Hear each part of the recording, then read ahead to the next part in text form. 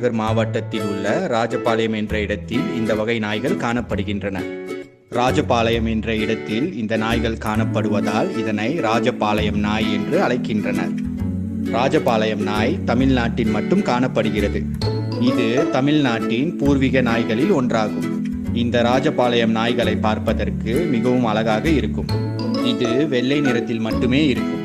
இதன் மூக்கு மற்றும் கால் பாதங்கள் இளஞ்சிவப்பு நிறம், அதாவது பிங்க் நிறத்தில் இருக்கும். இந்த வகை நாய் எல்பினோ என்ற வெள்ளை நிறங்களில் இருப்பதால் சில சமயங்களில் இதன் குட்டிகளுக்கு கண் தெரியாமல் இருக்கும். ஆகவே இதனை வாங்கும் போது நன்கு விசாரித்து பார்த்து வாங்குவது நல்லது. ராஜபாளையம் நாய்கள் 65 முதல் 75 சென்டிமீட்டர் வரை வளரும். இதன் எடை 30 முதல் 45 கிலோ வரை இருக்கும். ராஜபாளையம் நாய்களின் கால்கள் மிகவும் நீளமாக இருக்கும். இதனால் இவை வேகமாக ஓடும். இதன் காதுகள் கீழ் நோக்கி மடங்கியே இருக்கும். ராஜபாளையம்